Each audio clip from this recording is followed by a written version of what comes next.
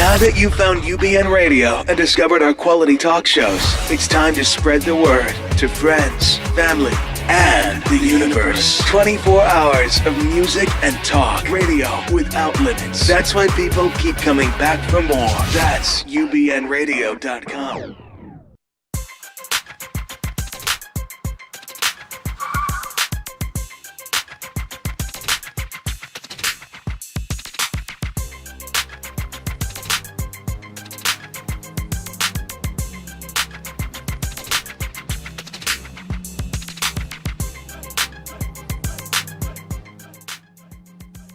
It's time for the Bonnie Sher Show, a whirlwind of wit, wisdom, celebrity, and the boomer life.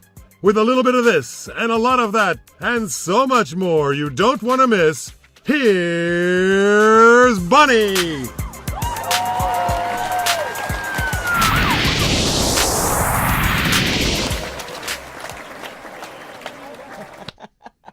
Well, hello, and thank you for joining us, new friends and old. Thanks to Wayne Cobham for my super duper theme song. I am Bonnie Sher, your host through the world of celebrity and diabetes and the great boomer generation. Today's guests, you're going to love today's show.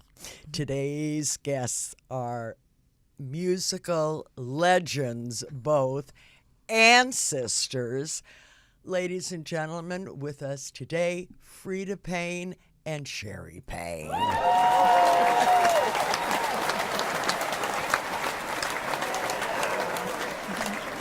And also on our show today, we have two four-legged members of the type 1 community. You know, I've always said you have to be a type 1 to be my co-host in that segment, but I never said how many legs you need to have. So yes, today we have Sammy Dogis Jr.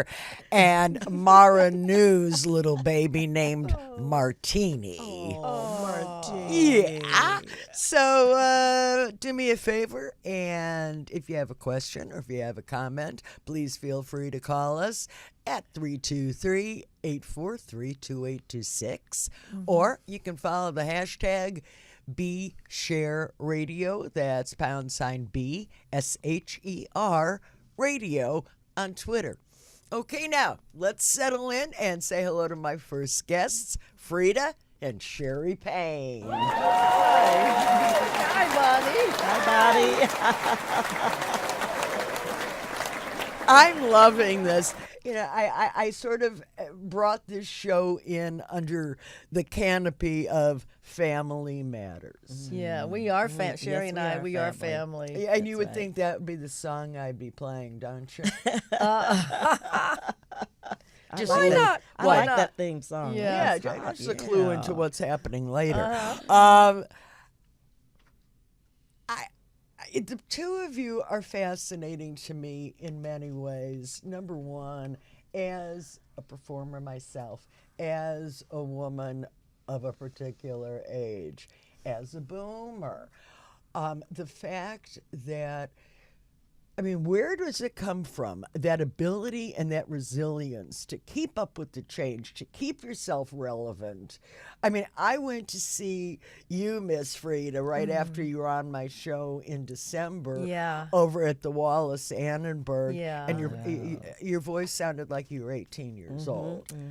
Well, you know what? It's a funny thing. I just have one of those voices where it's of a high, kind of a high on the, let's say, frequency pitch, sort of like on the style of a Ella Fitzgerald, because I've been told that I have a young kind of commercial voice, but yet I can also use my deeper tones as well, and that all works. I have no upper register. The head voice is in my knees. Freda's singing better than ever. There was a time I couldn't believe the notes she's hitting now when she does her Ella show. Yeah, well, she never hit notes that high before. Well, you know something. It's I hear you work with a good coach too. Oh yeah, my niece, Shoshana. My niece Shoshana. Hey, let's give Shoshana a Shoshana. plug. Yeah, her studio is like Laveau. La voix. La Voix. French for La the Ooh voice. la la, Voix. I say I've got voix. Vocal studio on Laurel Canyon in Studio City. Yes, 4344 Laurel Canyon. No, this is not a proud family. I told you family matters. And see, I don't have any siblings. I grew up an only child, which means I still am, but I adopt. Okay. Okay. You'll find Okay, me, Barney. you know. Okay. And I'm a good cook, so I'm good to bring That's into the good. mix. That's a Yeah. good way of having a lot of friends and people know when you cook well. They love you because oh God, that Bonnie honey girl, she can throw down. She can cook in the kitchen. Yeah, I've been watching Miss Fee to see how to make my chicken. Well, see, my son-in-law, Charles Eugene, is an executive chef. So we get a lot of good food. Yeah. because Oh, of now wait a Charlie. minute. Sherrie, Charlie is fantastic, but Sherrie is no slouch in the kitchen when it comes to barbecuing. Oh, barbecue. See, and je ne barbecue pas. I burn everything. I go in and I do something else, and I come back, and they just sort of. Well, Sherrie does the authentic thing with the smoke. That the barrel, old-fashioned So barrel. you're old-fashioned serious barrel. about it. yeah. and the mesquite wood and Yeah. charcoal and all that stuff, and I she said- marinates the meat and the That's whole right. bit. For 24 hours. Is it just the two of you, or do you have other siblings? Well, it's it's just the two of us two as far as Payne is concerned. We do have a half stepsister. Frances Yeah. Gray, who is an actress. In fact, she's in the O.J. Simpson case movie. She's one of the jurors. Yes. Yeah. She's been doing that for I've been years. I'm very watching proud that. But of I'll her. have other to- than that, we have no brothers, and it was just all during our life growing up. It was just the two of us. And I right. also read in one of your interviews that mom and dad were not singers, but were they musical? Did you grow up with music in the house? Well, I'll put it this. Oh, we did grow up with Yeah, music music. in the house. My Yes. mother couldn't sing at all. Not at It would like all. scare you out of the room if she started singing. And then quiet. our paternal father, he used to sing to us when he had a few drinks. I'm not kidding. You No, know? I believe Like we'd be in that. the car, and he'd start singing, and I'd say, but he had a pleasant voice. But there was music in the house. Yeah. Well, we had Oh, an yeah. uncle. I'll tell you about it. The music, and this goes back to when me being 4 and 5 years old.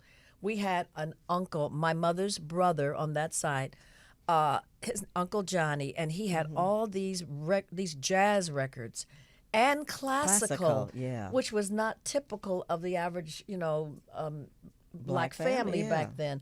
And he had like Rachmaninoff, Tchaikovsky, Bach. And that's how I kind of like got tuned into it, and then of course he had Duke Ellington, Lionel Hampton, and I would listen to this stuff, and then of course my mother eventually started taking me to take piano lessons at the Detroit Both of us. Conservatory of Good Musical for her. Arts. Good for her. Yeah, and Sherrie too. See, that's something else that I remember we did in our generation. My mom did that with me too. I grew up in Chicago, Okay, where we were. so ice skating lessons. Okay. Oh. Freda ice skated. We had to do the ice skating thing. I went to. I knew that I wanted to be a singer when I was about 5. Wow. And I had a couple of albums that I listened to constantly. And who were they? Sammy Davis Jr. Wow. The album was Sammy Swings on the Decca label. I Yeah. can still cite verbatim every song. Sound of Music had just come out. Yes, So the I music. had that. And Judy Garland. Oh, yes. Oh, I love Judy Yes, Garland. Yes, So those yes. were.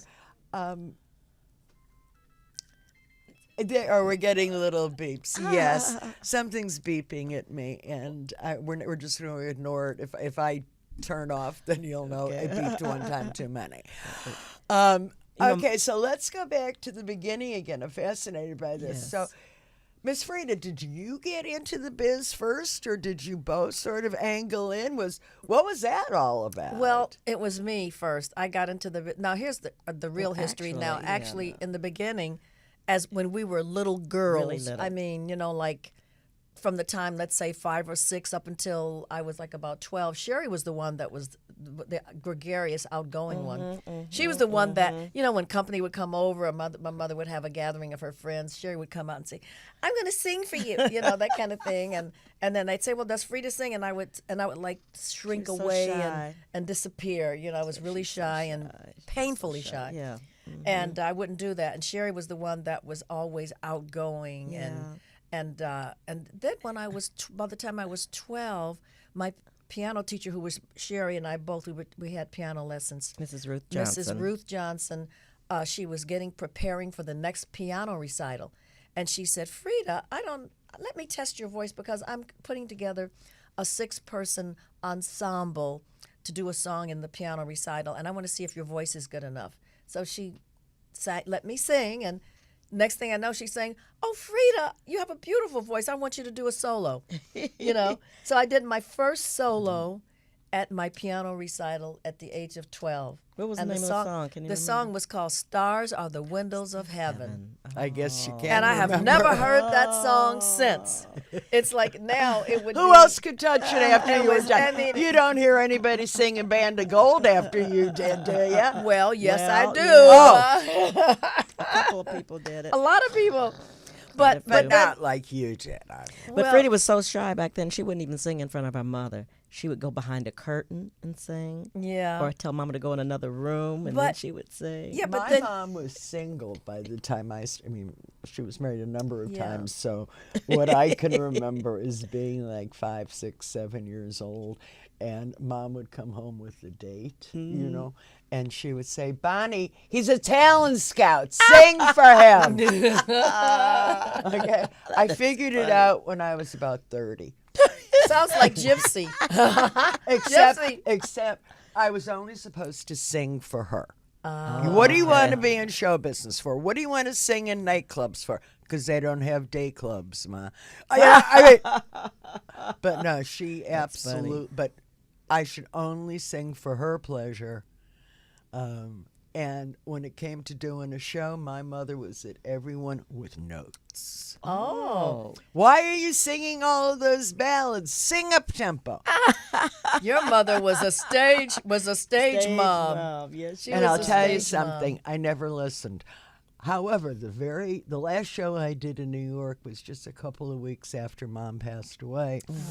And sort of as an homage to her, I was heavy in up-tempo songs. And the funny thing was, she was right. Ma, You were you right. heard it here. Yeah. Mama, you were Mother, right. basically, moms are always right. I Now, mean, I hope my son is listening in. yeah, mom is always right. My son is 40 and knows everything. Okay. You know, yeah, I they, hear- listen, they I- have children now. I know all about it. and I never knew anything about raising children. I said, well, somebody must have fed you something sometime. Yeah, that's Sure, right. That's sure. right. That's right. Yeah. Anyway, my I'm- son I- is 38, and I understand what you're saying. My son knows everything. Everything. And what's this thing with the computers? Oh my goodness. He gets such a tood when I ask him for help.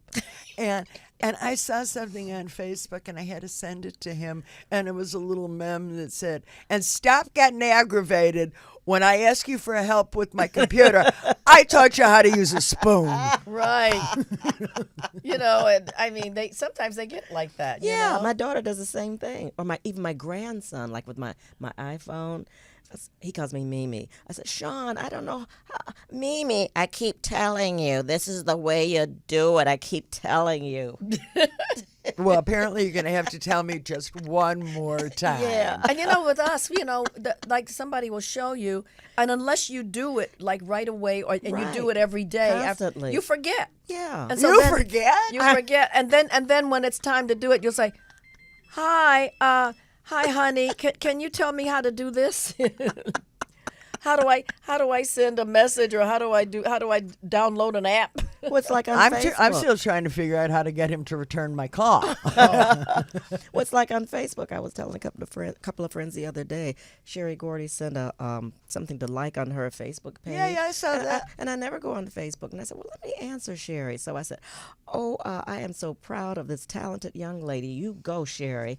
And the next day, my friend Rick Giannatis, who's my producer, called and said, I saw the strangest thing on your Facebook page. It said, and they even spelled your name incorrectly. They spelled it Sherry. I said, well, what did it say, Rick?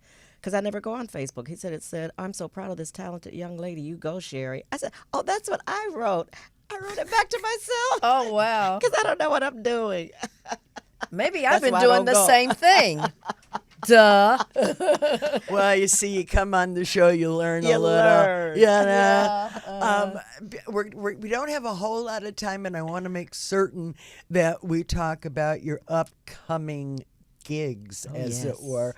The first thing coming up is this weekend, Yes. and it's the Next play weekend. Next weekend on the 19th. Sherry's play. Yes. Can you tell us a little about the play that you have written? Yes, it's entitled A Lady in Waiting, and it's about a woman who's on trial for murdering her husband. This takes place in Louisiana, and it's a very heavy drama. I couldn't even let my grandson see at least Act 2. He could have seen Act 1, but not Act 2. It's a little too heavy for a child. What He's time 11. period? What time period is this written in? It's in Is it present pretty day? current, yeah, present day, Uh-huh. present day, yes. And it's playing where? At the Missing Piece Theater. It's in Burbank. It's about 5 blocks east of Hollywood Way, and the address is 2811 West Magnolia. Okay, well, you all can rush and get your tickets if there are any left. I understand there has been a wonderful run. Oh, it's and always this sold is out. An It's added, always sold out. And Well, I'll tell you where it you can doesn't- get tickets. Though. You say? Inglewood Tickets, and the number is 310 area code 671-6400. That's 310-671-6400. Inglewood Tickets. I love well-informed A guests. Lady in Waiting. And, madam, you, I know, are playing a gig coming up on the 30th. The 30th of March at Vibrato, Herb Alpert's jazz restaurant up in Bel Air. But it's going to be me this time with the Bill Cunliffe Big Band Orchestra. Amazing. So I'm going to be doing that with Bill. And then after that, I'll be going to Atlanta, Georgia in April the 10th. I'm going to be honored. Organization is called Women in Jazz, and I'm getting a Lifetime Achievement Award for Women in Jazz. Well overdue. Yeah, in Atlanta, Georgia. And then after that, after that on the 11th, I travel to New York, and I'm going to be working with Michael Feinstein once again. It's been a long time. We're going to be it's going to be the 13th and the 14th of April, and it's going to be at Lincoln Center with Michael and Marilyn May. Oh, wow. It's going to be a nice thing. Oh, my gosh. Yeah. Okay, everybody in New York, all of my friends. Hey, New Go. York. Go. I would. Come on and see me. I haven't been to New York in a while now. Come on out. Yeah. Oh, please do.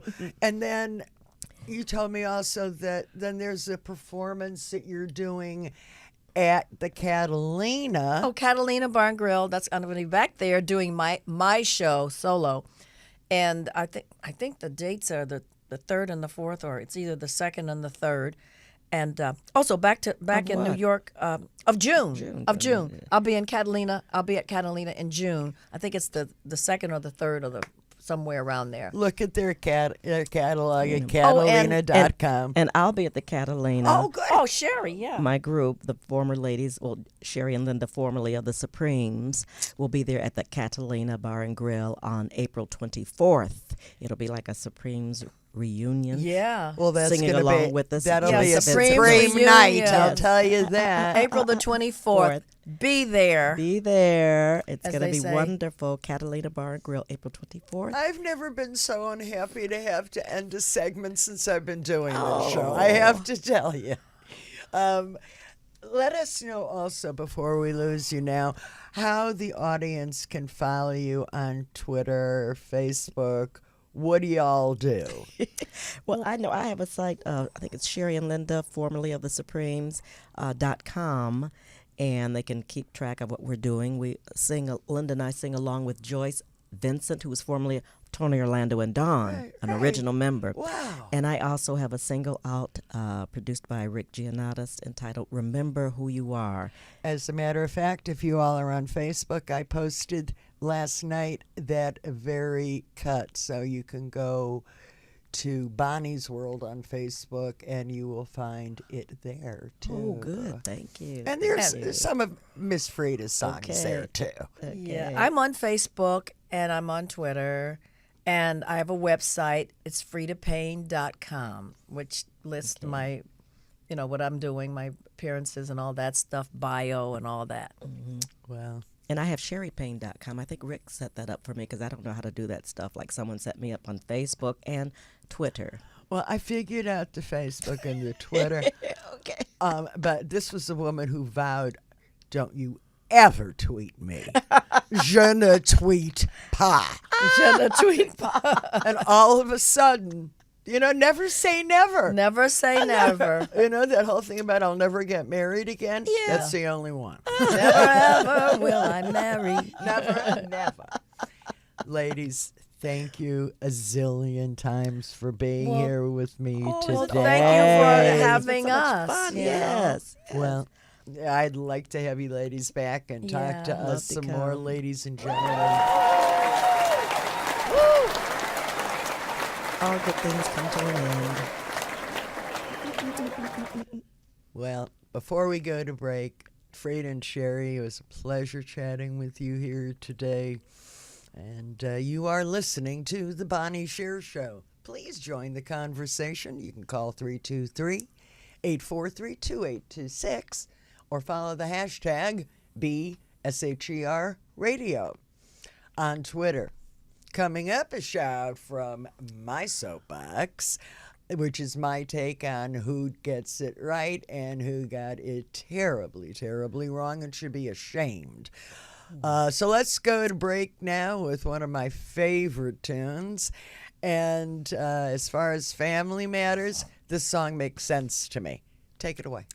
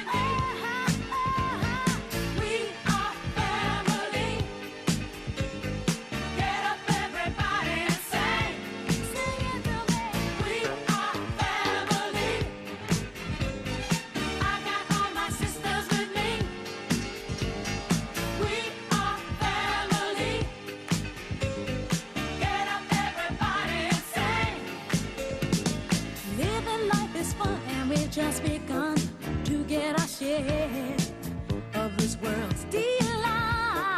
High hopes we had for the future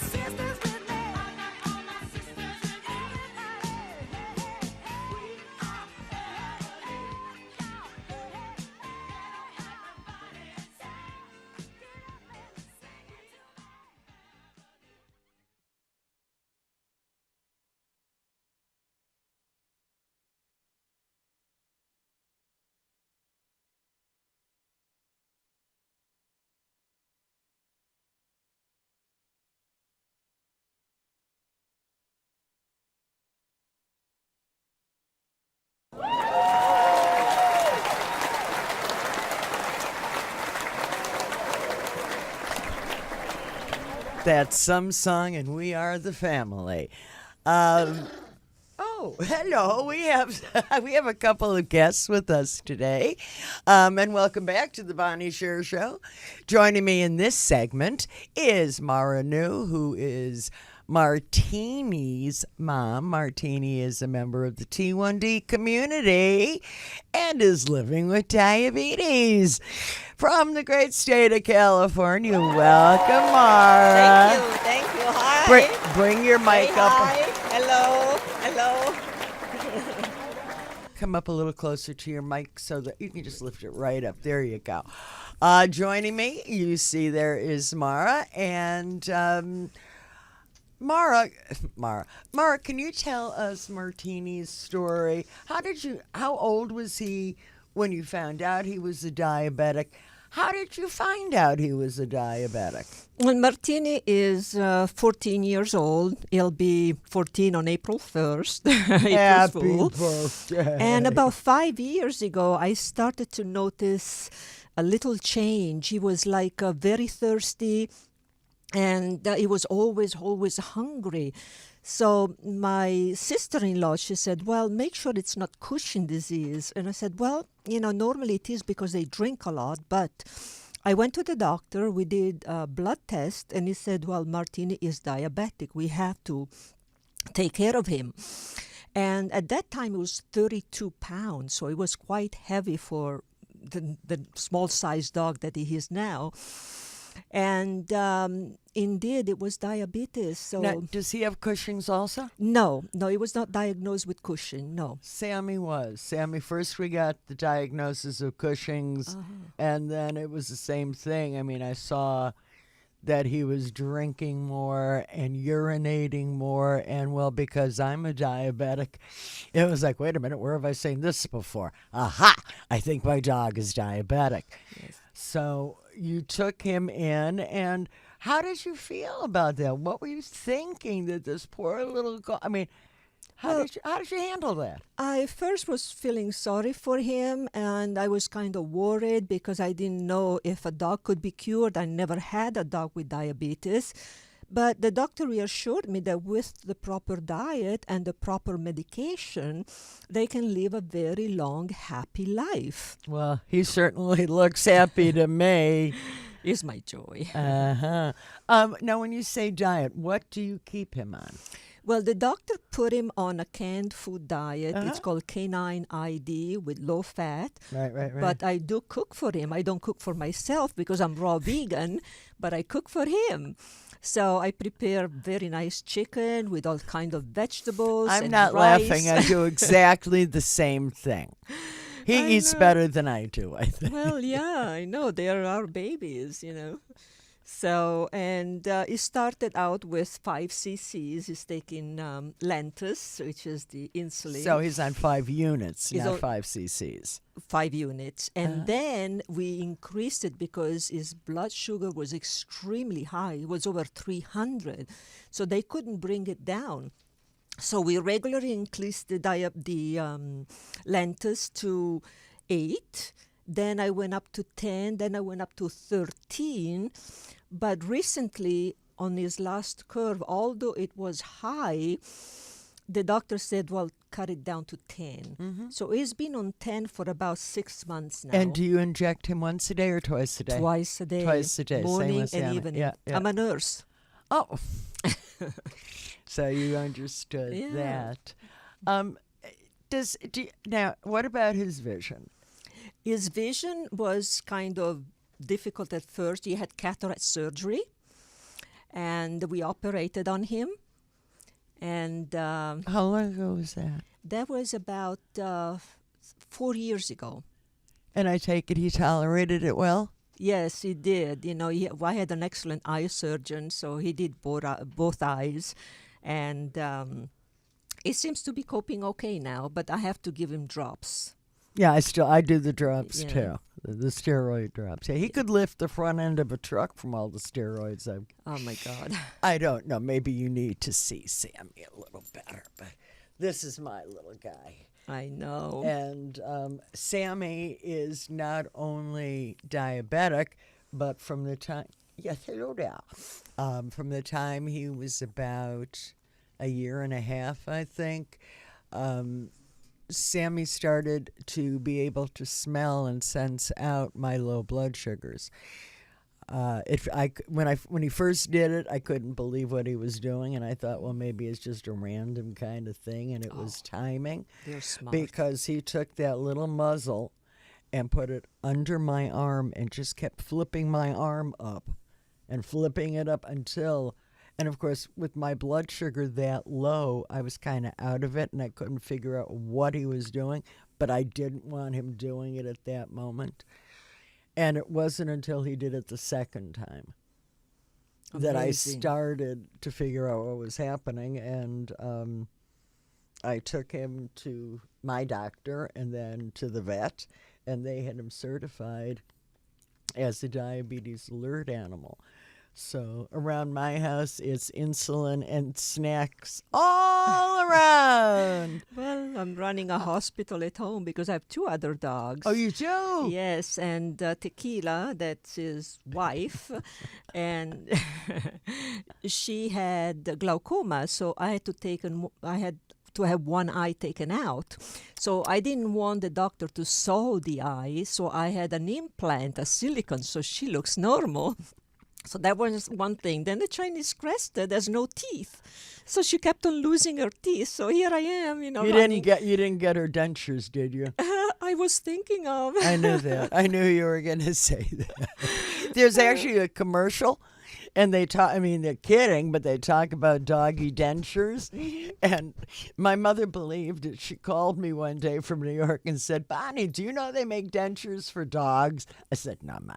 But what they do, apparently, in New York, for the male dogs who have been fixed, that they believe that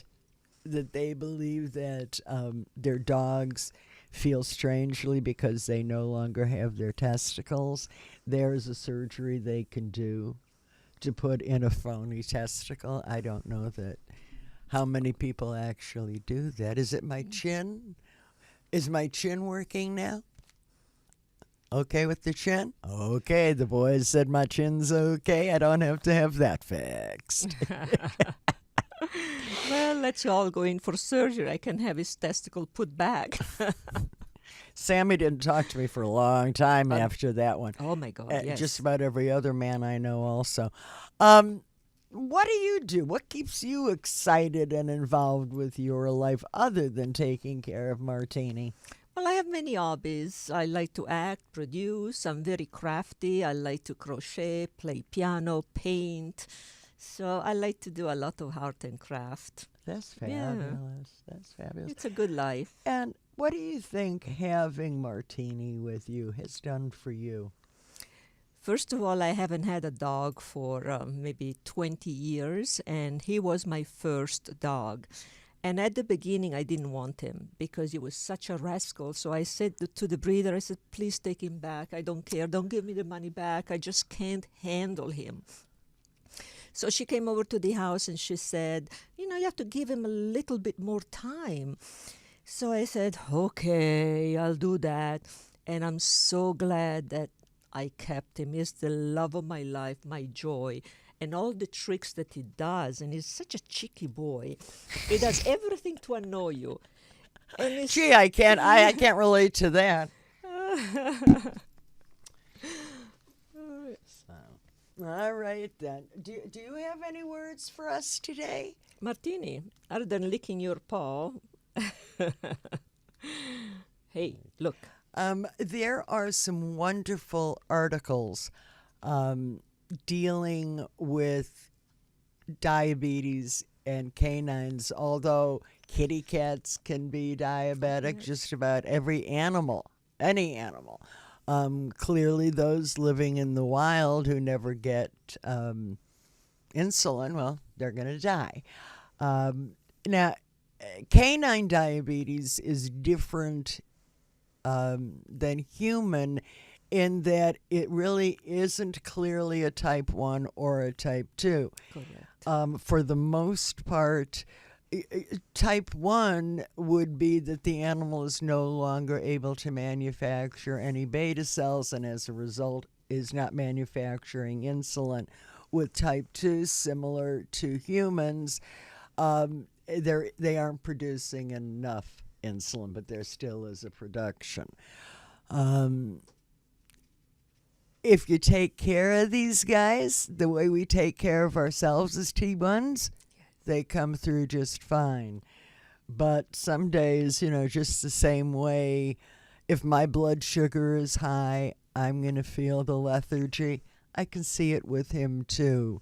I have never had it happen, but have you ever had an occasion where his blood sugar or Martini's blood sugar has fallen too low? Not so far. It gets tested once a month. So if it was in between testing, I would know. Would you know what the signs were if you saw it? I probably would because sometimes he can hold himself standing. So he goes down in all his fours, like double split, and then he can pick himself up. I see. So maybe that's a sign that his blood sugar is too low. But by the time I go to the doctor, it's already modified. Right. So it's very hard to... If you do have a canine and you do see any of the signs of hypoglycemia, what I've been trying to do is we keep a bottle of KO syrup in the house. And the thing to do is get their little mouths open, get the Karo syrup on your hand, on your finger, and rub it on their gums. That will bring their glucose level back up the same way you or I would take a glass of orange juice to bring ourselves back up. So they have their own little regime, and it is very important to connect with the veterinarian at least every 6 months. Other dogs may go once a year, but I really believe that these little guys and gals need much closer watching, because by the time you start to see a complication, it's too late. Yeah, especially if they get older. Exactly. And that's the other thing about canine diabetes. For the most part, you're going to only see it in older dogs. Very rarely are you going to find a spry pup, which is more on the line of the type 2. Sammy had started to develop a belly, which he eats a lot, but not enough to create that belly. And that was the first thing that took me to the vet with him. And that's when they did the metabolic panel and they found the Cushing's disease. And within about 2-3 months, Sammy was diabetic as well. Oh. And but as you can see, he does just fine. So to all of my diabetics out there, if this little furry guy can do it, we can do it. And this has just been fun. So Martini.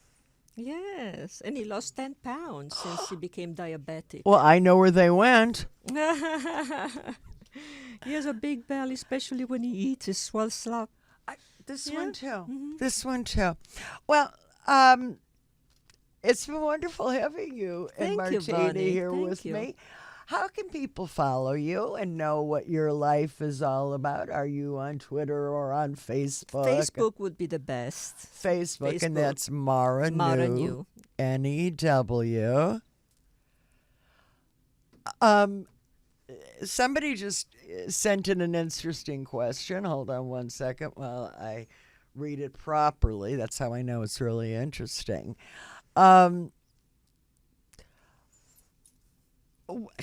Given that you're a nurse, what do you think the difference is in taking care of a human patient and a canine patient? Oh, that's a good question. There is no difference because the love I have is just love for both. I like no this. Difference. And do your other dogs sense that there's any difference with Martini? Do they know that there's something askew, or do they maybe sense that you are fonder what's the pack like? The pack, I don't think they know he has a problem. They all mingle together. and they sleep together on my bed, of course. Of I course. Have, they switch from one side to the other. So my husband says we need a quadruple mattress here. I was going to say, I'm happy to hear that he gets a little space there, Oh, too. yes, he does. They have It is priority. amazing. If you own a dog, you know this. Sammy sleeps in the bed with me, and I have a queen-size bed, and you would think that there would be plenty of room for the two of us. Oh, no, they're on top No, of you. he can stretch himself. I mean, he can either turn into a ball that's like a donut, or he can elongate himself and stretch across. So I'm allowed to have like half a cheek, you'll pardon me, left on the bed. But it's his bed. But we gave them that power because we love them and they take care of us. So, Absolutely. Martini, that's me, Martini, calling out to you. I happen to have a treat for both of you. What do you think? My God, are you kidding me? You're going to have a treat? Really? Hey, he got to come in the main entrance of the studio. This is a big dog, ladies and gentlemen. Please take a second and help me thank Mara New and her wonder dog, Martini, for being our guest, along with Sammy Dogis Jr. Bye-bye. I do hate to end this segment, but it's time for my soapbox. First of all, I'd like to give a shout out to a young man named Luke Natal, Nuttall. This is a young man who's a type 1 diabetic, and his mom, Dory, posted on Facebook that his dog, Jedi, alerts her son, Luke, to both his highs and his low blood sugars. And a quote from his mom reads that his alert often beats the meters that Luke uses. And apparently the way she states it, so that he can avoid a lot of the, quote, crummy feelings and health issues that just go along. But Jedi's job goes beyond the alerting. He's also saves Luke from being alone, from being scared. He's his constant companion. Well, I can dig it. So my shout out to all of the service animals, all of the alert dogs. We couldn't be living the same life without you. This guy saved my life 3 times. So, shouting out to him. Next is my shout down. Well, Hair Trump, this goes to you. On Saturday, there was a rally in Orlando, Florida, that was quite reminiscent, to me at least. I've heard other people report on this also, of the Nazi rallies in the 1930s in Germany. I've been thinking about this for a while because I've seen and observed that kind of behavior.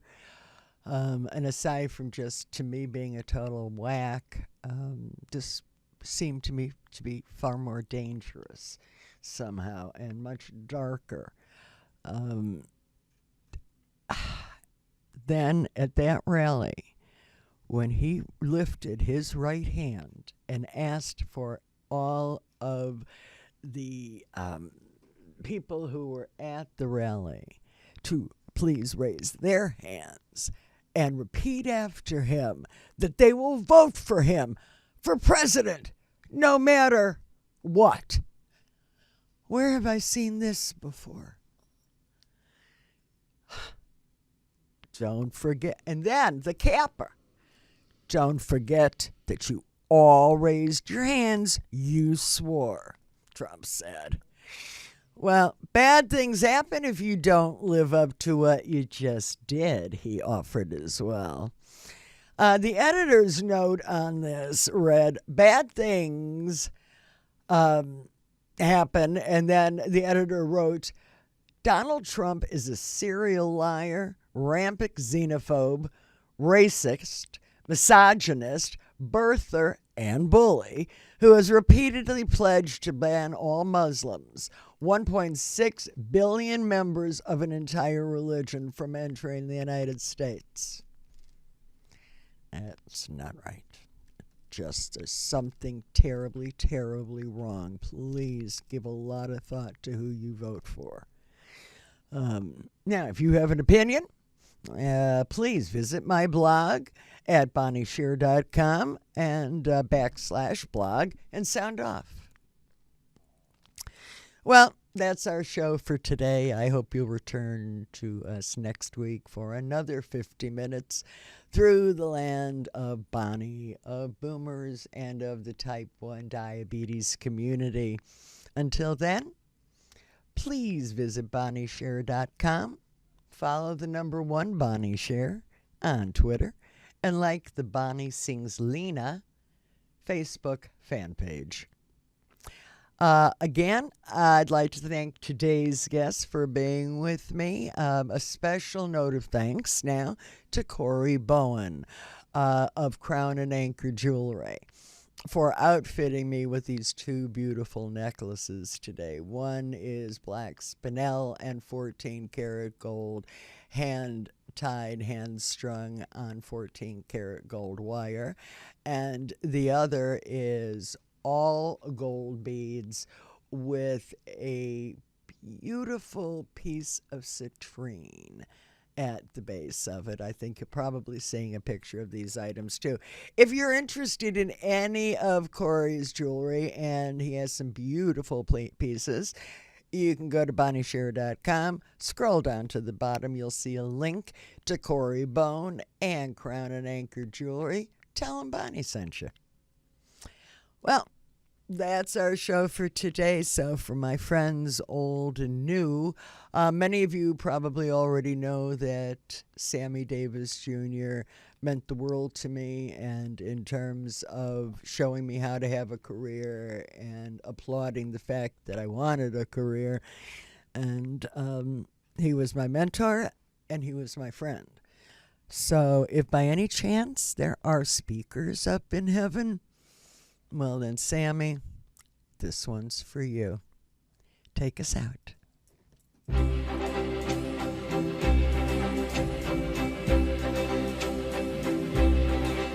Whether I'm right or whether I'm wrong, whether I find a place in this world or never belong, I gotta be me.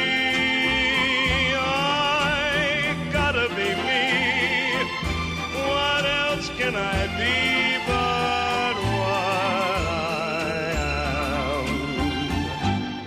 I want to live, not merely survive. And I won't give up this dream of life that keeps me alive. I gotta be me.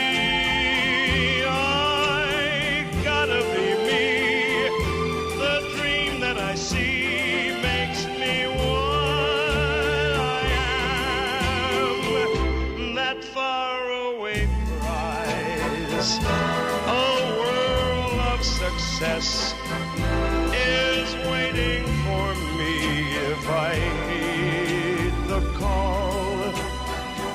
I won't settle down, won't settle for less, as long as there's a chance that I can have it all. I'll go it alone. Must be. I can't be right for somebody else if I'm not right for me. I gotta be free. I've gotta be free. Daring to try to do it or die. I've gotta be me. I'll go it alone. That's how it must be. somebody else if I'm not right for